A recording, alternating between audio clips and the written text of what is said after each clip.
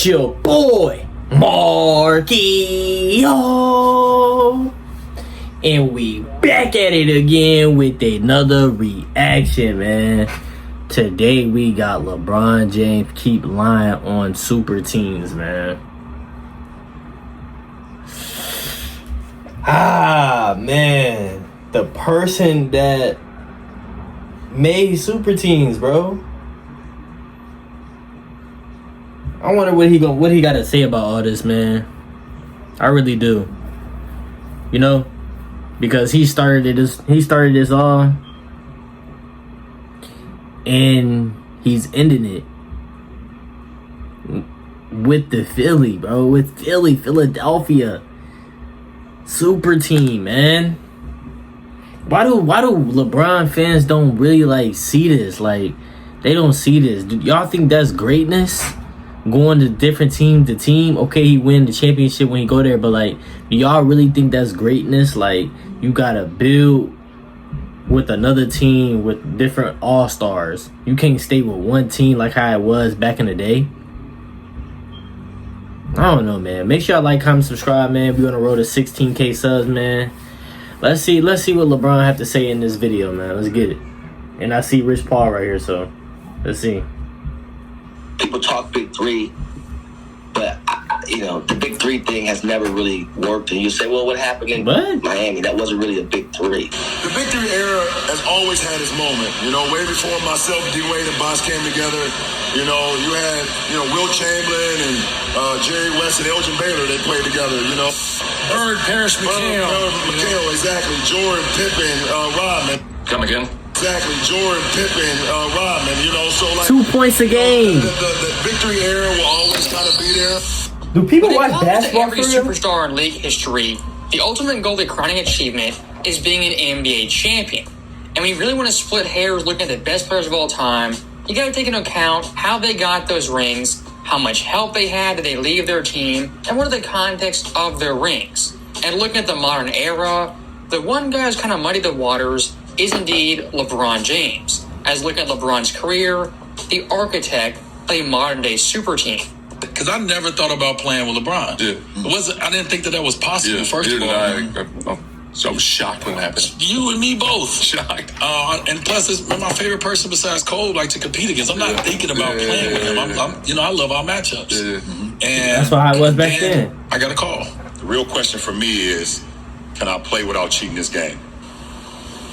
Nope. So that right there, LeBron James joining D-Wade and Chris Bosh, were both top 10 players in 2010. That move in the moment was a gutless move, stacking the deck for a cheap championship. That move for LeBron James right there set the precedent for the entire era of the 2010s, even to a certain degree, the 2020s. As someone like KD in 2016 did the exact same thing, even more gutless move, joining the Golden State Warriors. Coward. And look, when it comes to super team moniker, super teams, yes, have always existed. But here's the difference. Super teams of the past, they are built organically. They didn't skip several steps. The LeBron James Heat, Kevin Durant Warriors, those teams skipped about 5 steps and cheated the game to a degree we've never seen. The game is going to continue to evolve. Like you said, the big three era had its moment. The big three era has always had its moment. Way before myself, D-Wade, and Bosh came together. You had Will Chamberlain and Jerry West and Elgin Baylor. They played together. It's not the same. So stopping LeBron and Steve Nash right there. Their initial comments, initial points, super teams always existing. It's factually true. Look at the 50s, 60s, up to the 2000s. They've always existed. But here's the one detail they conveniently leave out. Those teams of the past, like I said earlier, were built organically and didn't skip steps. And look at that first big three LeBron listed. Will Chamberlain, Jerry West, Elgin Baylor. That right there is 3 NBA superstars, 3 legends on the exact same team. In a lot of fans' minds, that's a big three and, of course, a super team. But here's the difference. These guys first were playing together. Elgin Baylor, he was 34. Will Chamberlain was 32. And Jerry West was 30. For that era of NBA history, being in your early 30s, mid-30s, that's considered old and the verge of retirement. Look at the big three Heat. Dwayne Wade, 29. Chris Bosh, 26. LeBron, 26. Prime. That right there is a big-time difference. Miami's big three, all those guys, are their absolute prime apex, physically, skill-wise, and really all-around energy. Game. The Lakers' big three, Elgin, 34, one foot out the door. Wilt Chamberlain, the edge of his prime, and Jerry West, the one guy who was still in his prime. And here's one big difference nobody will ever mention. Wilt Chamberlain, 1968, leaving Philadelphia. He was an NBA champion 2 years prior. Look at LeBron James in 2010. He wasn't just ringless, but had choked numerous times in the playoffs as the favorite, not only win the East, but win the championship. LeBron at this point, he was ringless and fleeing Cleveland. Jerry West and Elgin Baylor, they played together. You know, the cut got so he got the research. The big three era. So, Bird, Parrish, McHale. So stopping Steve Nash right there, yet again listing big threes. This time, Bird, Parrish, McHale, as well as Jordan, Pippen, and Rodman. And looking at Boston first and foremost, yes, that team back in the day, they were a big three, and they were absolutely loaded. But here's the one context Steve Nash simply doesn't mention or chooses to ignore. How that Boston team was built was through the front office and not collusion behind the scenes. As looking at Larry Bird, he was drafted the Celtics. Kevin McHale, the exact same thing. Parrish, through a trade. DJ, a trade. Danny Ainge, a second-round draft pick. Then Bill Walton, also a trade. For someone like Bird having great players around him, it wasn't due to collusion, meddling, or him asking for players every single season. And looking at Magic's Lakers, the exact same story. Magic himself drafted 1980. Kareem got through a trade. Worthy drafted. Scott drafted. Cooper drafted. AC Green also drafted. So for guys like Bird and Magic, yes, they had tremendous help. But looking at their roster, their teammate help, how they got that help was an ethical way through the front office, great draft picks, as well as trades. And of course, guys like Magic and Bird playing in the 80s, an absolutely stacked era, having that much help guarantees you nothing. As like we saw in 2011, just because you have all-stars, great players around you, doesn't mean you win a championship just like that. Bird, Parrish, McHale, exactly. Jordan, Pippen, Rodman, you know, so like, you know, the big three era will always kind of be there.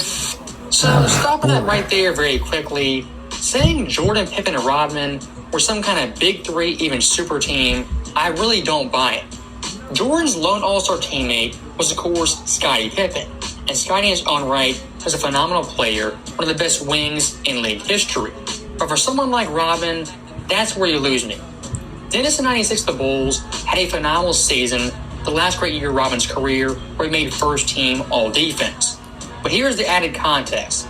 Dennis prior to 96 was viewed as team cancer and a powder keg that could explode at any moment. And for the Spurs, they dumped him for absolutely nothing. Look at this trade. Dennis Rodman, a so-called, all-star, superstar, great player, traded a 1-for-1 swap with Will Perdue, the Bulls' backup center. What? How about that? Isn't that amazing? Looking at that trade 30 years later, with hindsight being 2020, it's an absolute robbery. Will Perdue, a decent backup center, nothing more. Dennis Rodman, a great player, future Hall of Famer. But again, the context, Rodman's value 95 was in an absolute low. And the Bulls taking him in 1,000% was a risk and a roll of the dice by Phil, as well as Jerry Krause. The Spurs back in 95, they were almost giddy and happy to dump Rodman for absolutely nothing. And for someone like Popovich, he thought the Spurs minus Rodman were a championship team. With Rodman, he said they weren't. So look, when it comes to Dennis in Chicago, was he an all-star or superstar? Of course, far from it. He was 34 years old, even by 96. 97, 98, a big-time decline. In those two playoffs combined, 4.5 points, 10.2 boards, sub 40% shooting, and for the line, below 60%. Now, one more thing I do want to touch on. When it comes to LeBron James' camp, their playbook, it's quite simple and transparent. For guys like Jordan, Bird, Magic, inflate their help and overrate it. For LeBron James, downplay, diminish it, say LeBron James never really had any help. People talk big three, but, the big three thing has never really worked. And you say, well, what happened in Miami? That wasn't really a big three. Oh, fuck off. If, like Rich Paul said LeBron James, he never had a big three, a super team. That means Jordan, his career, also never had it and had far less help. Two things which, of course, are objectively true. And looking at LeBron's 3 stops, LA, Cleveland, Miami. This guy, every single stop, had stacked team after stacked team. Trying to say LeBron James hasn't had great help is an absolute farce. You're living in a fantasy land. As looking at LeBron post-2010, even in 2014 with Cleveland, stacked the deck and colluded like no player in league history before or since. So that right there is the end of the video. And once again, for the super team label, big 3 label, LeBron James simply does not get it. Super teams, big 3s, they've always existed.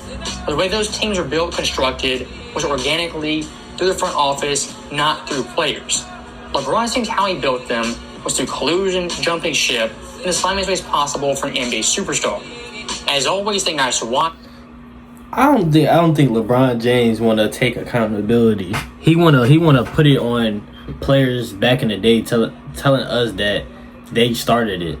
No, they didn't, bro. Like, no, they didn't. No, they didn't, bro. They had to go to the deep end just to get to winning championships. When you go on a team, it's already a guarantee. Like Michael Jordan didn't just force himself to go to different teams and nothing. Scottie Pippen got drafted to the team. Dennis Rodman was traded to the team, and Dennis Rodman had no good stats like that. He was getting rebounds, but he was doing his part, and Scottie Pippen wasn't even all that, to be honest. Like, Scottie Pippen he's one of the legends and stuff, but he wasn't what LeBron had. If you really pay attention to basketball and you really watch basketball, when LeBron has somebody on his team, he got somebody that can do everything he can do, as in scoring wise. If LeBron can score 40, Kyrie can score 42. Dwayne Wade can score 42. Anthony Davis can score 42. You know what I'm saying? Like, Scottie Pippen, you rarely, like, he was just getting 20s. You know what I'm saying? LeBron had people that can really help him. You know what I'm saying? Really help him. When he want to chill, the next player can go crazy. That second option can go crazy. Scottie Pippen not gonna always go crazy. It's like Mike every night. That's why Mike been averaging 30. Mike gotta average 30 or 40 in the series to win. You know what I'm saying? Just imagine Mike averaged 15 points and Scottie Pippen averaged 20. They would still lose. You know what I'm saying? I don't think he really get it. Them not super teams, man. They built it. They built these teams. The teams he was saying, they built they teams brick by brick. Not from going to another team just to play with different superstars. Like, he won to Philly. Like, he went to Philly, going to play with Embiid, Jaylen Brown, VJ, Maxey. Like, come on, just look at that. Mike would never do that. Cole would never do that. Larry Bird would never do that. Magic would never do that. You know what I'm saying?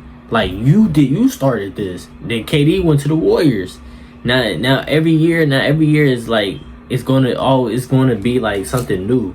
You know what I'm saying? We always gonna see these superstars, all-stars teaming up with different superstars and all-stars competing for a championship. Back then, it was not like that. Everybody would love to go against each other. Superstars and all-stars love going back and forth with each other. That's why the game was so fun to watch. I'm pretty sure it was way fun to watch for the OGs that have been watching, and the ratings is more higher, the viewers. Because nowadays, like, people saying the game boring, people don't turn on the TV, only watch the playoffs. It's that serious. Like, people really don't watch the regular season games like that. They only watch highlights or like see it on TikTok or social media. I heard like so many, like back in the day, people, if with those social media, so people really was sitting down, couldn't wait to see Michael Jordan play. You know what I'm saying? It's really different, man. But y'all let me know in the comments down below. Y'all beat the comments up, man. Make sure y'all like, comment, subscribe, man. We're on the road to 16K subs, man. I love each and one of y'all. If you're new to my channel, welcome to my channel, man. Hit that notification bell. I post every single day. God bless y'all, man. Make sure y'all keep your heads up. Make sure y'all put a smile on your face. Every day not gonna be the best day, but make sure y'all don't never forget that you still here and you still love. You know what I'm saying? I'm gonna see y'all in the next video. I'm out.